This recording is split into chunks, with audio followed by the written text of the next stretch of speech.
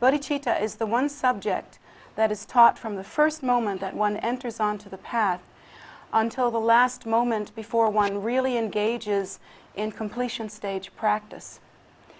And it is a primary and necessary fundamental foundational meditation and absorption that one should remain in from the first moment upon hearing the Dharma to the last moment before one actually enters into nirvana.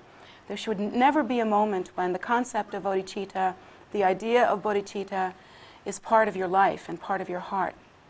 So what is bodhicitta? Bodhicitta means the great awakening. It has to do with the awakening mind. A bodhisattva, one who is engaged in the practice of bodhicitta, is one who is an awakening being. And the bodhisattva actually takes a vow by which they do not actually go into Buddhahood. They move further and further along what are called the bhumis, or steps, further and further into this precious state of awakening.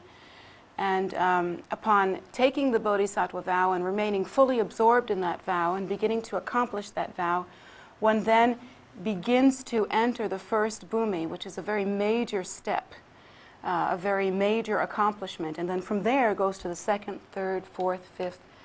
And at the 10th bhumi, one is then able to step very easily into Buddhahood, into full Buddhahood. However, the bodhisattva who is on the 10th bhumi remains away from that and holds back and does not take that final step in order to remain in the world for the sake of sentient beings, appearing in a form that is of benefit to sentient beings, and being able to teach and guide and that sort of thing. So we are practicing and studying this bodhicitta, which is so precious and so important. Many of the religions in the world have the idea of compassion. That idea of compassion is stated in various ways. But in the Buddha Dharma, compassion is not only one of the teachings, it is considered to be one of the two main legs or eyes or wings, however you want to put it, of the Buddha Dharma, of the path of the Buddha Dharma. There is the wisdom and the bodhicitta, wisdom and compassion. So these are the two legs of the path, and it is considered that if one cannot accomplish compassion, if one cannot accomplish the bodhicitta, then really whatever else one is doing on the path amounts to very little. The bodhicitta is the cornerstone, it is the key, it is the essence of development, in that the bodhicitta, which is the practice of compassion, when we see it in a relative environment such as this earth, filled with material view and material phenomena, in this world of duality and relativity, when we think of bodhicitta, we think of it as a practice in order to attain, but actually in truth, bodhicitta is the very display or essence, nature of the ground of our being. Buddha nature, Buddha is not just a man, a historical man that lived a long time ago. Buddhas are not just those little statues, some of them fat little guys and some of them fancy guys like that.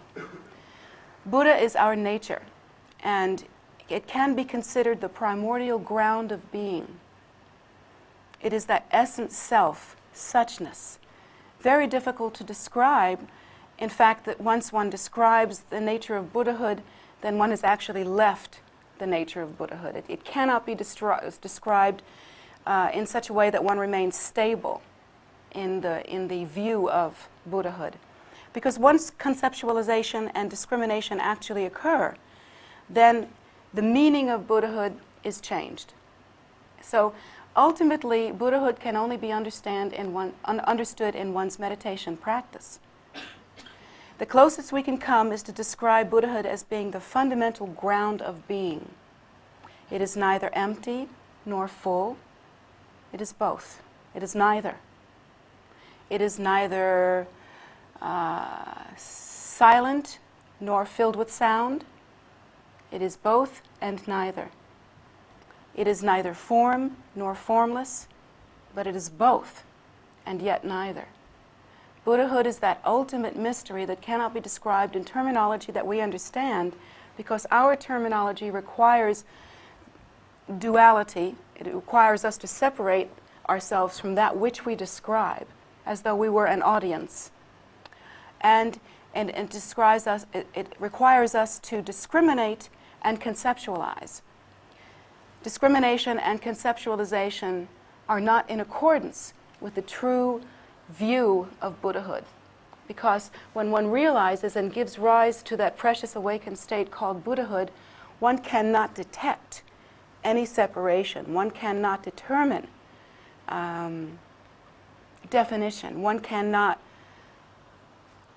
judge where one thing ends and another thing begins. If we were to view from the point of view of that fully awakened state, as the Buddha was in when he described himself as being awake, we would not be able to determine where one being ended and another being began. That whole concept would be lost in the state of Buddhahood. Bodhicitta, therefore, while we think of it as the practice of compassion and something that we should attain to, well, we only have that idea because we are in a fundamentally deluded state, in a separated state, believing that self and other are in fact separate, believing that relative view and the view of Buddhahood are somehow separate. So that's how we view bodhicitta, as something that we do, something that we practice. But in fact, the bodhicitta is the very breath or first movement or display or dance of the Buddha nature. If the Buddha nature is like the sun, radiant in every conceivable way, then the bodhicitta can be considered like the rays of the sun. The rays of the sun cannot occur without the sun. In the same way, bodhicitta cannot occur without Buddhahood. And in the same way, Buddhahood does not occur without the rays of the sun. The sun does not occur without its rays. Therefore, Buddhahood does not occur without bodhicitta. These two are inseparable. They cannot be determined as separate in any way, shape, manner, or form other than through the dialogue of confusion, which is how we talk. Dialogue, language based on separation and delusion. So this bodhicitta is in fact then our nature, as much our nature as Buddhahood. We are in our nature this fundamentally compassionate reality. Buddhahood itself has no other capability other than that of bodhicitta. Yet it has within itself all potential, unborn, and yet spontaneously complete. This is the great mystery and cannot be understood in language. Our language betrays us in this way. Even as I speak these words, there's probably a little voice in some of your heads that's saying, doesn't add up, not possible. How can that be so? I haven't seen it, I haven't smelt it, I haven't touched it. And that's true because the five senses are extensions of our ego. And they are meant to interpret and measure our egocentric experience, about which we already have pre-constructed beliefs. But Buddhahood has nothing to do with that. Buddhahood is simply the primordial wisdom ground of being. It contains all potency, all potential. It is unborn and yet spontaneously complete. How to understand that? Certainly not with the intellect. Only experientially, eventually, as one moves forward in one's practice. And the bodhicitta is like that too. Within the bodhicitta is every potential. The bodhicitta is inseparable from Buddhahood, as I've said, in the same way as the sun's rays are inseparable from the sun.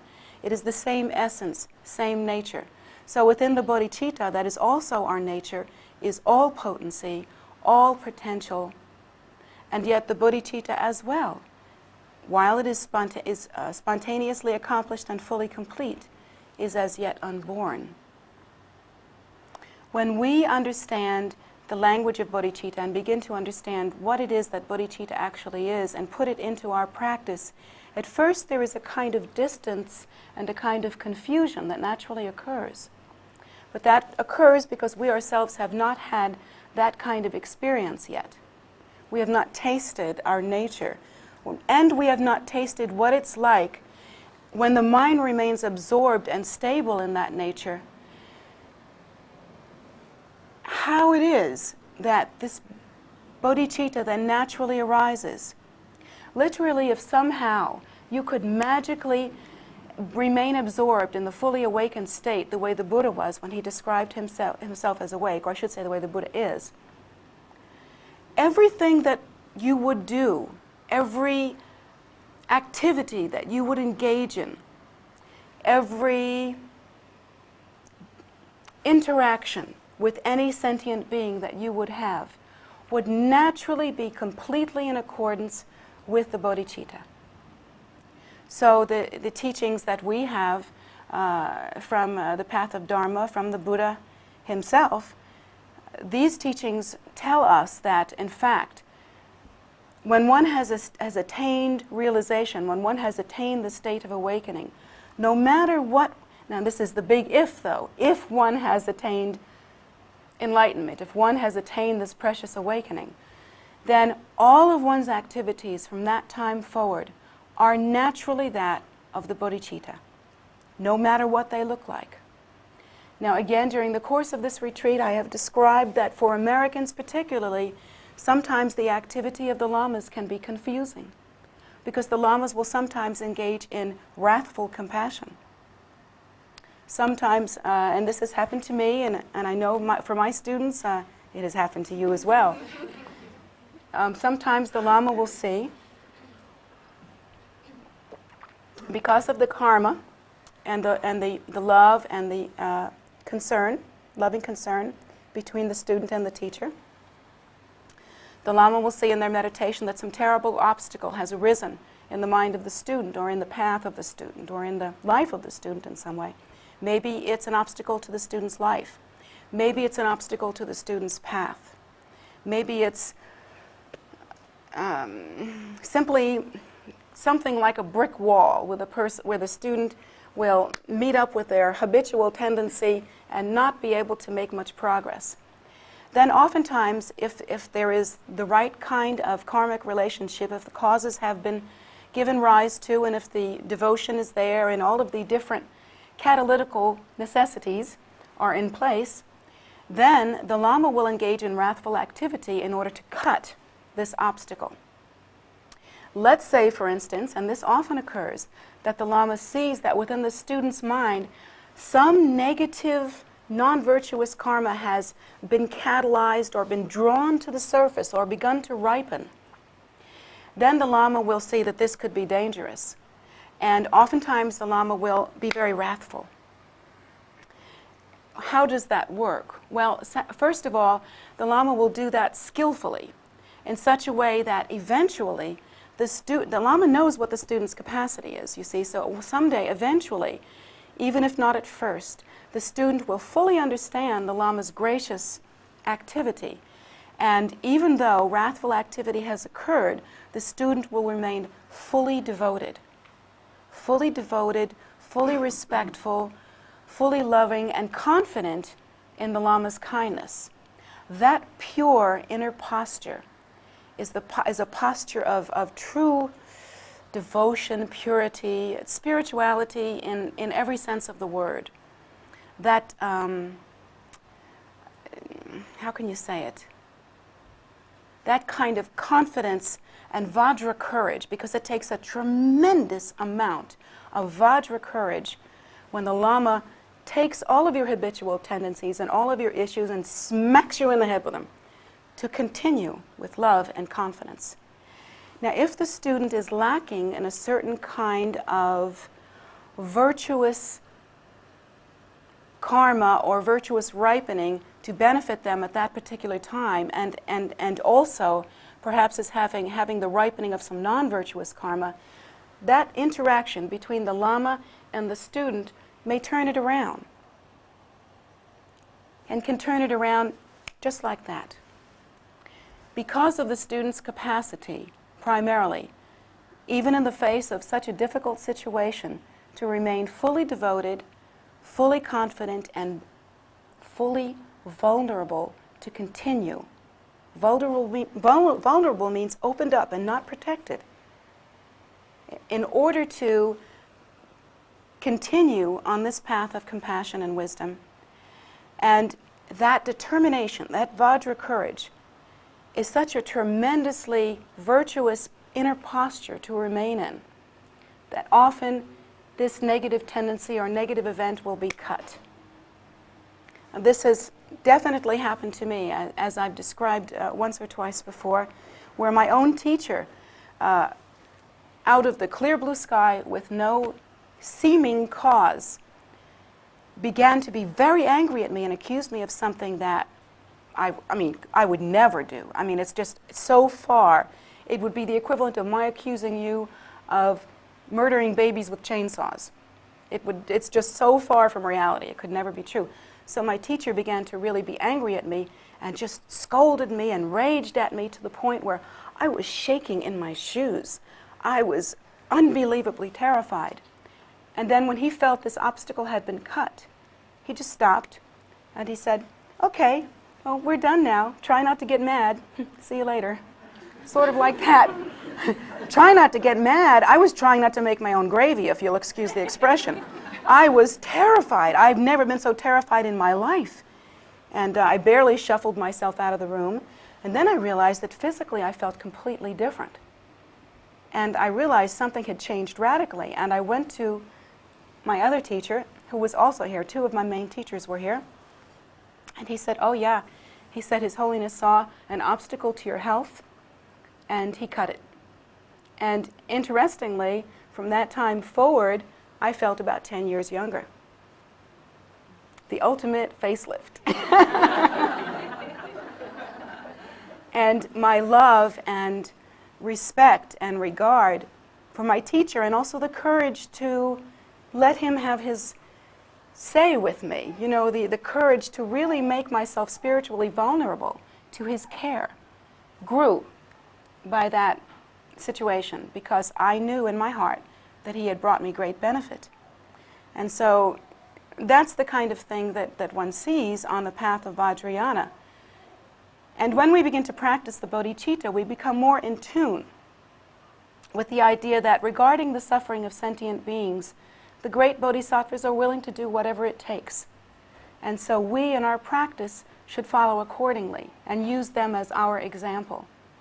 Because when we look at the world today, and we look at the suffering of sentient beings, when we study in the text and we see that all sentient beings, as numberless as grains of sand, grains of dust on the earth, are revolving in the 6 realms of cyclic existence, and they are suffering horribly. Horribly and needlessly. Because other than our own habitual tendency, our desire, and our own distorted perception, there are no chains that bind us here. And so the Bodhisattva is moved to tears, thinking that watching the suffering of sentient beings, and watching that even here in the human realm where things are pretty terrific and we do have the capacity to practice, still we are suffering from old age, sickness, and death, and there's nothing we can do about it. When the Bodhisattvas see that, they consider that enough is enough, and they feel a heartfelt courage or concern come up within them, and their determination to be of benefit to sentient beings and to do literally whatever it takes is therefore born. So now we are on the path of the Bodhisattva. And how should we engage in that path? We really don't know how that should look in our lives. The mechanical appearance of it. This is a big dilemma for Westerners. I've noticed this myself. Westerners vibe with the idea of compassion. We seem to understand it. Why is that? When so many of the ideas of Dharma seem foreign, why is it that the idea of compassion is somehow more palatable or more understandable? Well, probably because we've seen the idea before culturally in other religious systems with which we are better acquainted. So we have the idea in our minds anyway. And I think also it's because our country we have this sort of national identity. This country, America, for those of you that are Americans,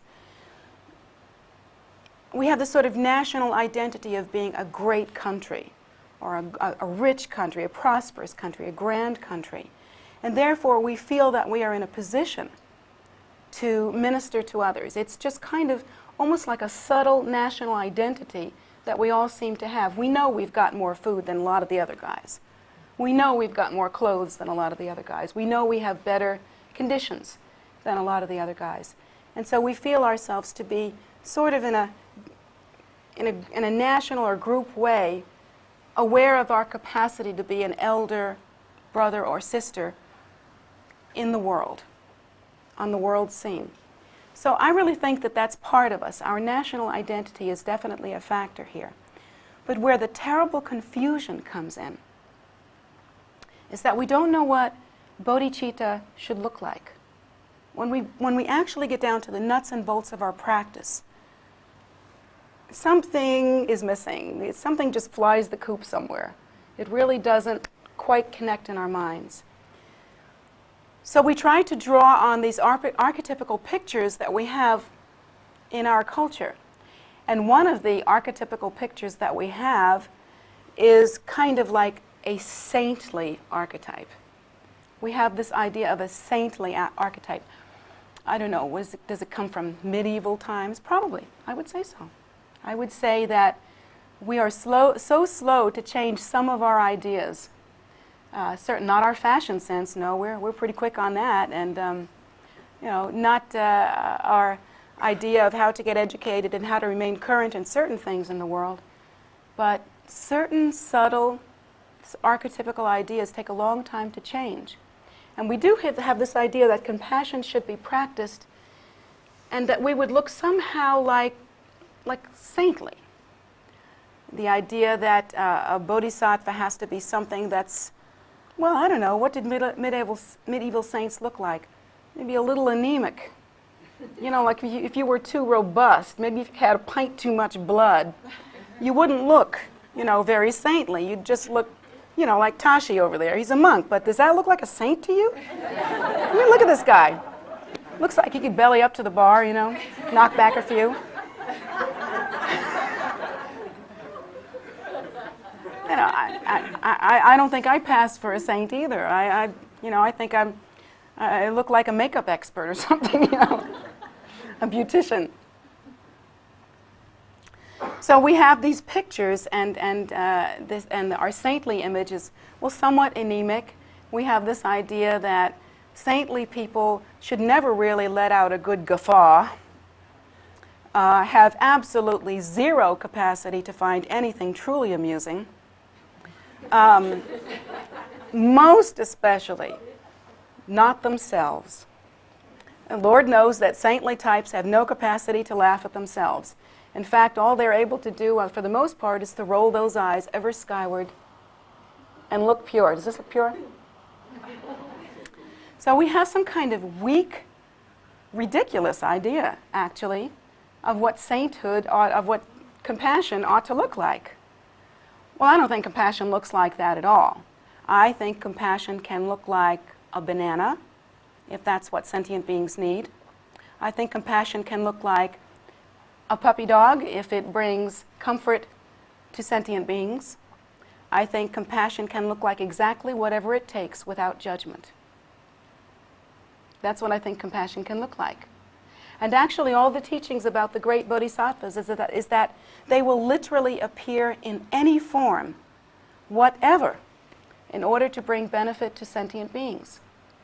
And even in the Guide to the Bodhisattva's Way of Life, which I hope each and every one of you will buy a copy of at some point. In that particular text, there are many prayers, and these prayers are beautiful and just heart-wrenching. And they sound something like, let me return as a bridge so that sentient beings may cross. Let me return as food so that sentient beings will be nourished. Let me return as shelter so that sentient beings will be protected. And it's this heartfelt cry to return in whatever form necessary in order to be of benefit to sentient beings. So I don't think that a bridge or a banana or whatever it takes, it will necessarily look like some anemic, saintly thing. Instead, compassion, I think compassion can be pretty exotic and meaty stuff.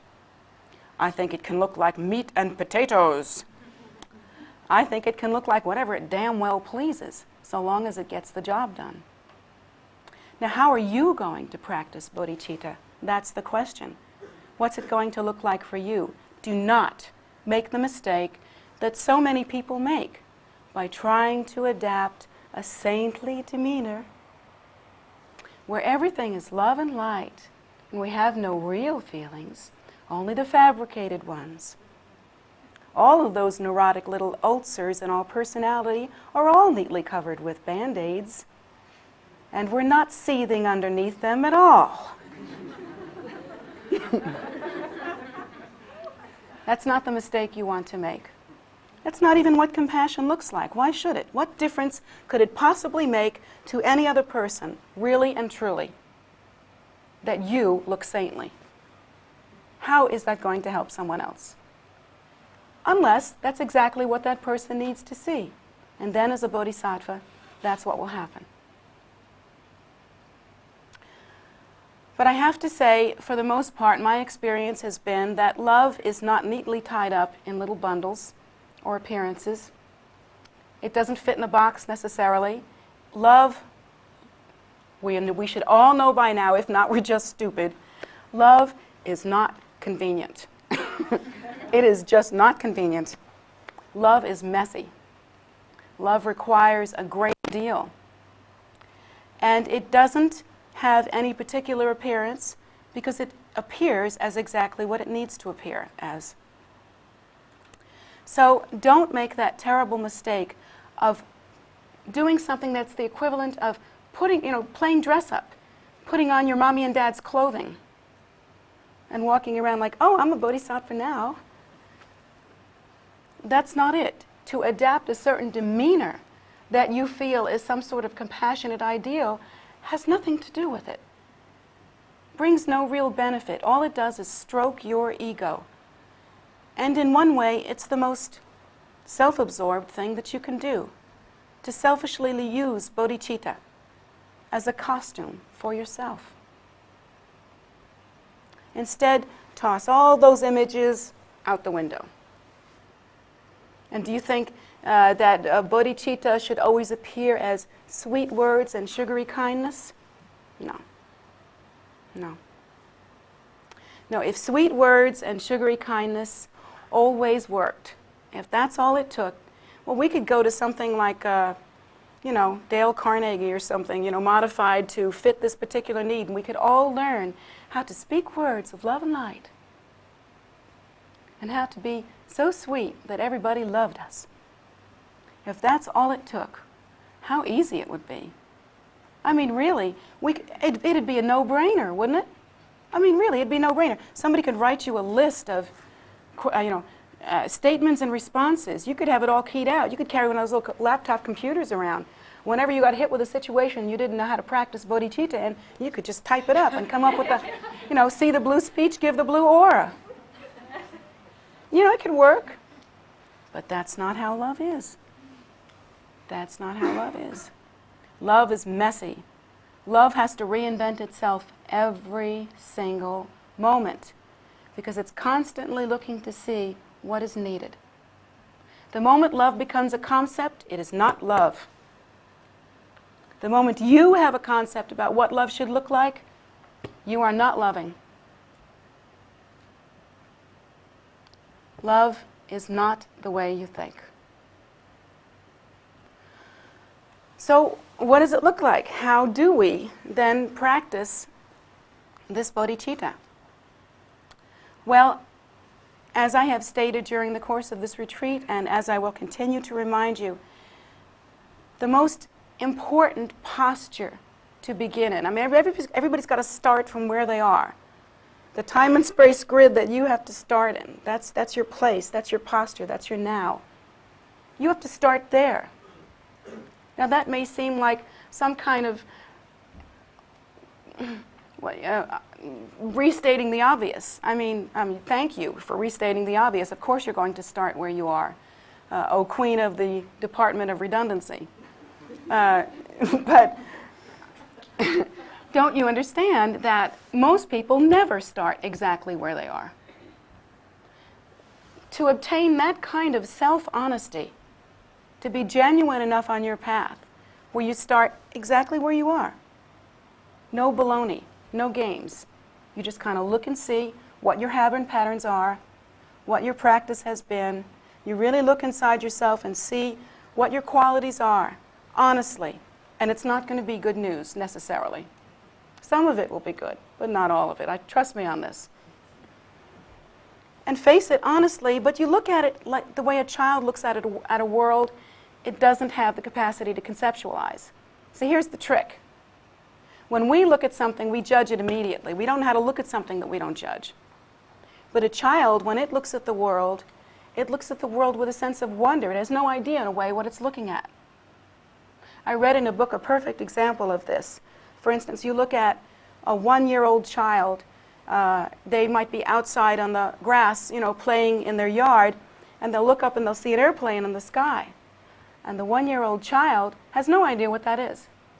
They'll stop dead in their tracks because have you ever seen a little 1-year-old do this? If it's a low-flying plane, stop dead in their tracks. Like, they can feel this vibration. They feel this. They have no idea where it's coming from. They don't even know where to look.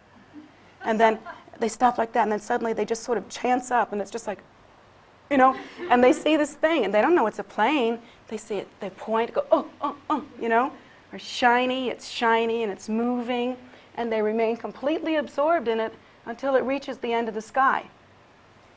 And then it's gone, and they just go, wow, in baby talk, of course, whatever their particular way of describing that is. But now by the time a child is 3 years old, and that's just 2 years later, by the time a child is 3 years old, the child is going to hear the noise, know where to look up at the sky and go, airplane. Now, back to whatever I was doing. That wonder, that freedom to reinterpret, to actually see everything, is gone. Literally, from that point on, we never see another airplane. So it's like that with all of our ideas and concepts, and particularly our concepts about ourselves, our concepts about love, these subtle concepts. We have very little understanding as to how to look at ourselves and to see ourselves fresh and new so that we can determine how to give rise to the bodhicitta within our lives. That takes a great degree of self-honesty. I'll tell you what, if you are not willing to see yourself and whatever poop you have produced and whatever negative habitual tendencies you have, and not really actually willing to see that, as well as and equally with your good qualities, there's no way to really actually know yourself. You'll be like the 3-year-old who says, oh, airplane. From that point on, the moment that unwillingness occurs, you never see yourself again. Not ever. So be willing in an honest and real way to really look at yourself and see where you are. And from that point, you can freely and honestly begin to practice the bodhicitta. That is a very important first step.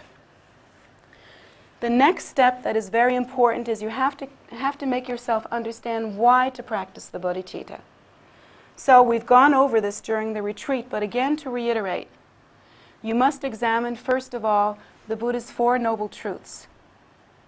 The Buddha states that all sentient beings are suffering, that they are suffering due to desire, that there is a cessation to suffering, and that cessation of suffering is brought about or is presented in the Eightfold Path, and in our tradition it is condensed into the path of wisdom and compassion. So we engaged in the method for those reasons. You see the logic in that? All sentient beings are suffering. They're suffering from desire. However, there is an end to suffering, and this is the method.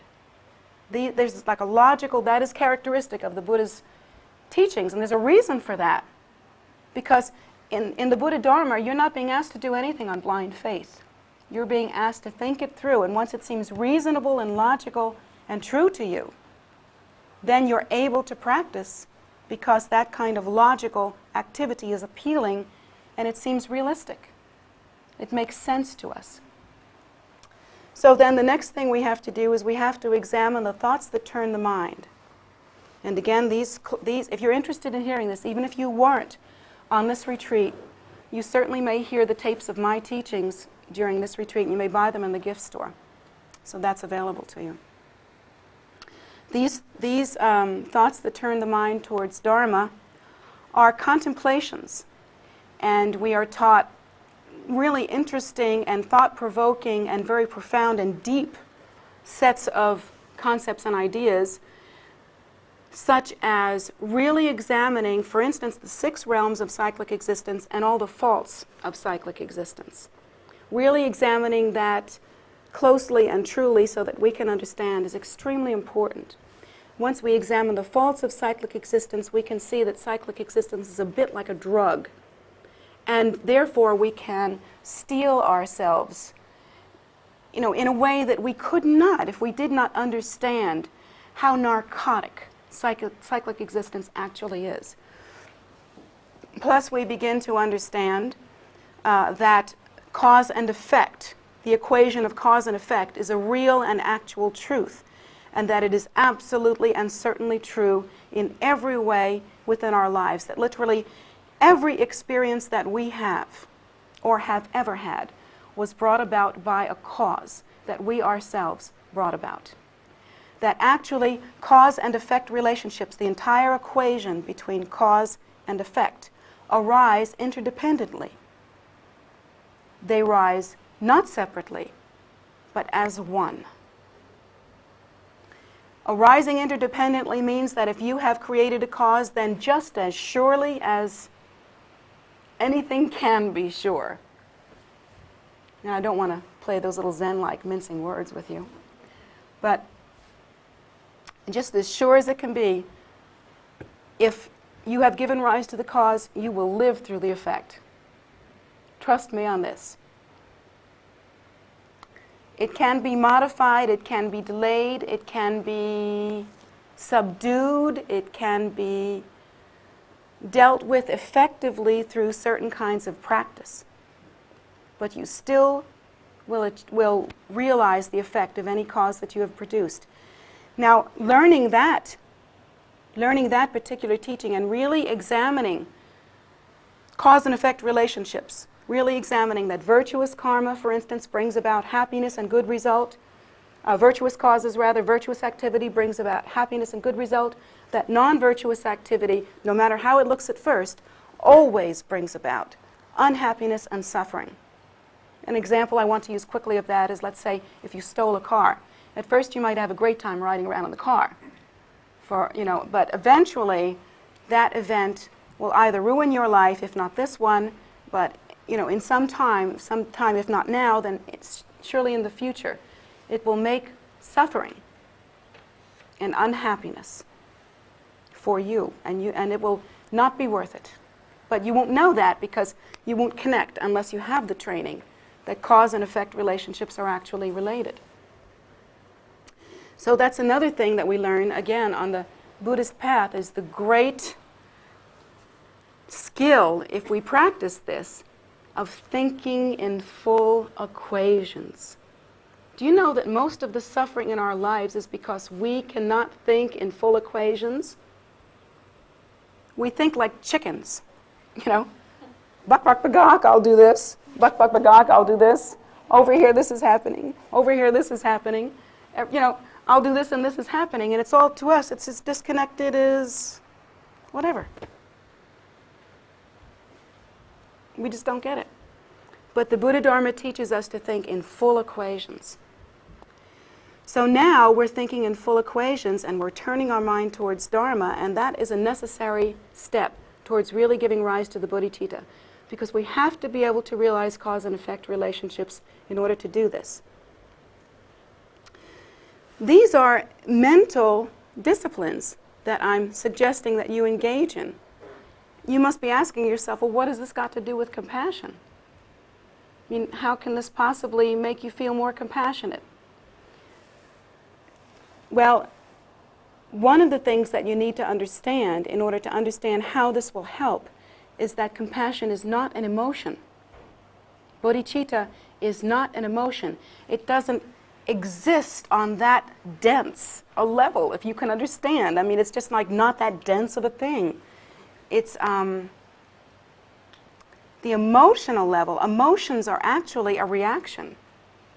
If you take perception, delusion, duality, confusion, samsara, hatred, greed, and ignorance, all of those things that are characteristic of samsara, and you shook them up in a jar, the bubbles that you would get, like the bubbles from soap, are roughly the equivalent of emotions.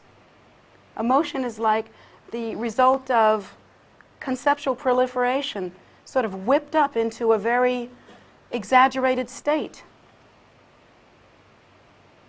That is emotion. It is reactive.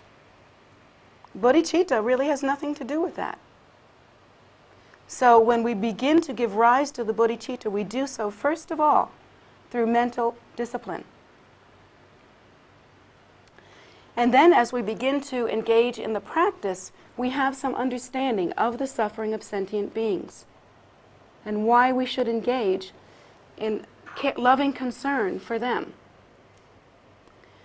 When we examine the thoughts that turn the mind, we really tune into the sufferings of samsara.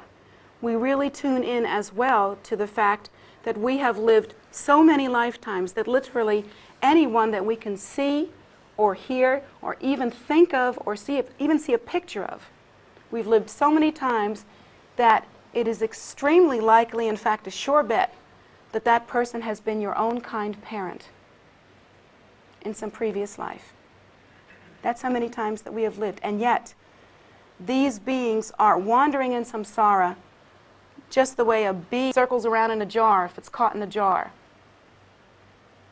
With no hope, no clueless, just absolutely clueless as to how to create the causes by which suffering might end. And they are wandering in this terrible suffering. Once you learn that in a disciplined way and you train your mind not to ignore that, because we like to ignore that. We like to just try to kind of surf on the sensual pleasure of the moment. We like to enjoy and try to get up as high in our daily routine as possible so that we can just surf on the moment of experience. We don't want to think about the condition of sentient beings. So this mental discipline is required in order to do so, in order to be a serious practitioner. And if you don't put in the time here, if you cut corners here, your practice will never be the same. It'll never be up to snuff. You can't cut corners here.